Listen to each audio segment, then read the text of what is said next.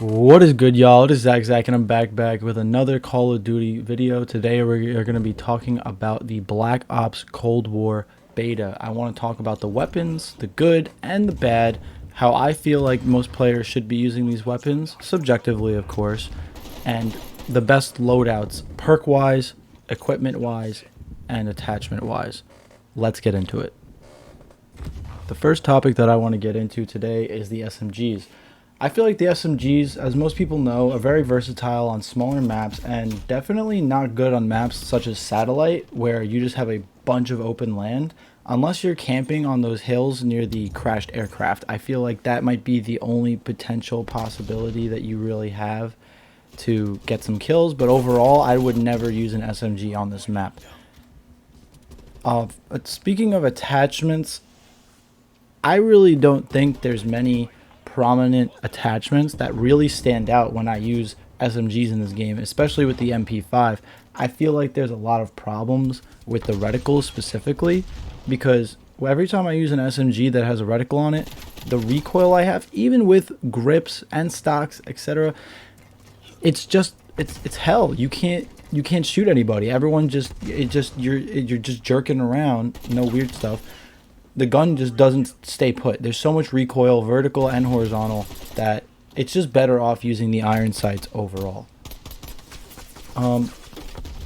I really do think that fast mags is probably one of the best attachments to use on any of the SMGs, mainly because of how offensive you're going to probably be when using the SMGs. You're going to want to have, a lot of ammo at your disposal. And speaking of ammo, I do want to get into the perks, because these are also very important when running with SMGs, especially in Black Ops Cold War. So one perk that I really love for perk slot 1 is Engineer.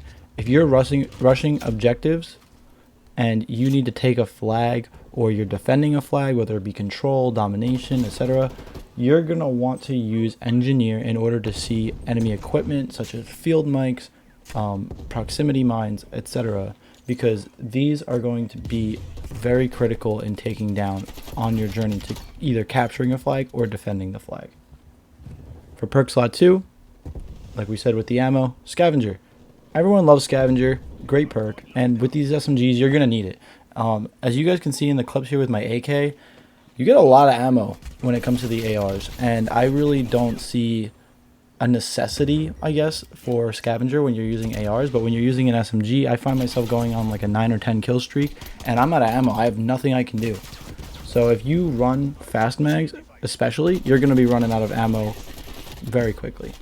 And for the third perk slot, Gung Ho or Ghost. These are your best choices. Gung Ho is if you're playing very offensively, and Ghost would be really good if you're playing defensively, because you can hide in small corners, run around certain like hot points in maps like Miami and even Cartel, as we're showing here, and you could make sure that the enemy has no idea where you are, but at the same time you're light on your feet, drop a field mic, and you're going to take full advantage of that situation.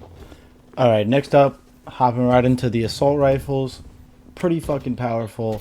Definitely not as easy to rush. As you guys can see throughout this video, I really don't try and push up as much. By the way, I got stomped in this clip, alright? Like, our team got stomped, and this is an issue that I have with most Call of Duties is, team-based game modes, people really don't work together unless you have a, real squad. So, excuse me for losing this game, but, come on. There's nothing I can really do. I'm trying to defend around the objective, not push up so I can keep my distance and take people down. I did pretty good kill-wise, but most of the time I can't play the objective like this, especially with an assault rifle, because they're just a lot better off being in the distance. It's not really something that I can rush up with. So while my team has the objective here, I'm just trying to defend. Anyway, let's get into it. For my favorite attachments, definitely I like to use the holographic or the iron sights, especially with the AK. As you guys can see the scope I'm using here, I forget the specific name of it. It's kind of weird, but it works wonders. But the iron sights on this gun, also very good and very sturdy. I love how there's such minimal recoil on the iron sights in this game. It's very good for new players to feel like they can get used to this game and, have a chance to learn how to play with these weapons. Nothing super special when it comes to the attachments. It's a little bit harder, like I said, to be like ranged from the lack of mounting compared to Modern Warfare, but I do think that the stability that the guns have kind of evens that out, and the time to kill does help. As far as perks go, I would definitely want to use Engineer or Paranoia if you're trying to defend, and Flak Jacket for pushing. If you are defending a position, Engineer would be great to see if enemies are trying to pull up with some equipment such as field mics to slink their way in from a certain entry point, or Paranoia to see if anybody is around you, to see if anybody's scoping in on you or knows where you are so you know when to move. Flak Jacket, of course, great for pushing. And as you guys can even see here, I just dropped a field mic because it's perfect when I'm on the hard point. Look at that. You can see exactly where I decide, all right, now I know where they're coming from and I can take them out. Continuing, perk 2, probably would want to use Assassin. Great for extra score and getting rid of those buzz kills. I mean, kill streaks aren't really a big problem when it comes to this game, but I will say it is important to take out these people as they kind of like rally up on their kills and etc. And you can take them down and they kind of have to respawn and restart, and you can get them out of those tactical positions. For perk 3, definitely use Cold-Blooded if you're defensive. You don't want to be seen by enemy kill streaks at all. You're definitely going to want to be able to just hide somewhere and get your job done. And if you're pushing, use Ghost. It's pretty much the same thing, except you're going to be able to be a little bit more offensive, and you're just going to be able to push in when other people can't.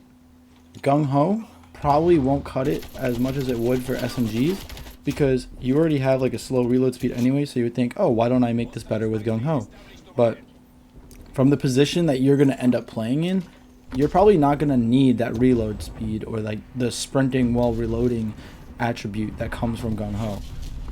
Getting into the snipers now, quickscoping is back. This is the first COD in a while, because I felt like, honestly, I could get really nice quickscopes or snipes in like personal range. I'm not keeping my 6 feet, if you know what I'm saying. Watch out for Kobe.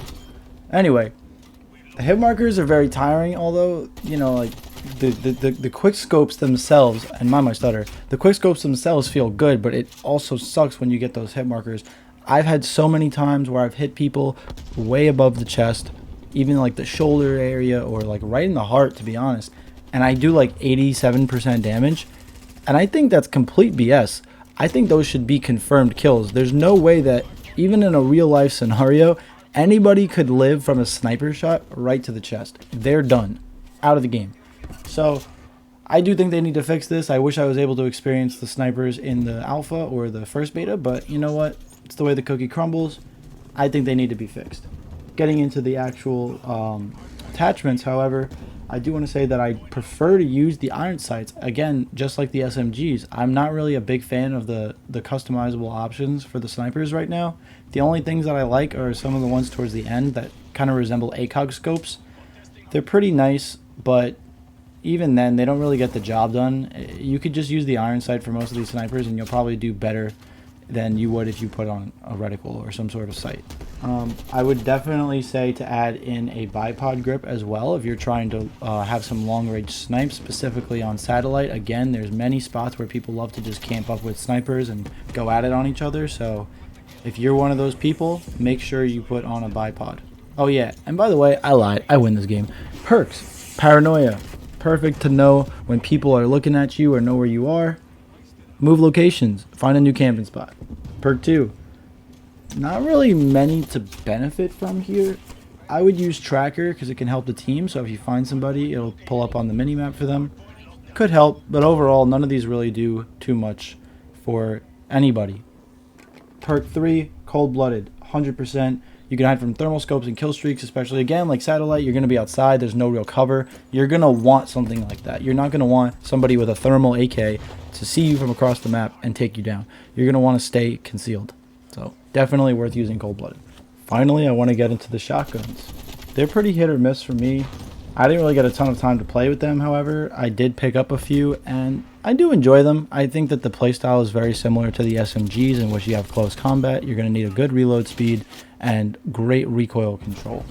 Usually 1 to 2 shot time to kill. Pretty typical for the shotguns. Really depends on where you hit them, especially those headshots are going to decimate.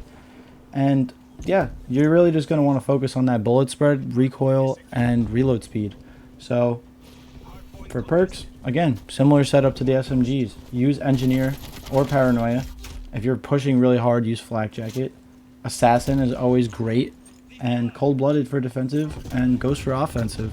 Cold-Blooded is pretty good if you're trying to sit back, but while you're not really going to be sitting back with a shotgun, probably just going to end up using Ghost, if being real.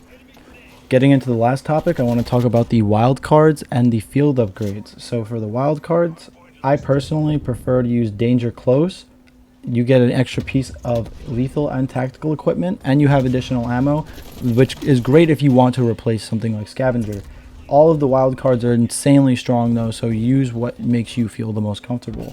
And for the field upgrades, I love the field mic personally. I don't really think anything can compare to it. It gives you a great area of effect to see where the enemies are, and it's just strong. It's great for you, it's great for your team, and really helps hold down those objectives. If you guys like this video, make sure to comment, like, subscribe, tell me what your favorite guns are, what you're looking forward to in Black Ops Cold War, and I'll see you then. Peace.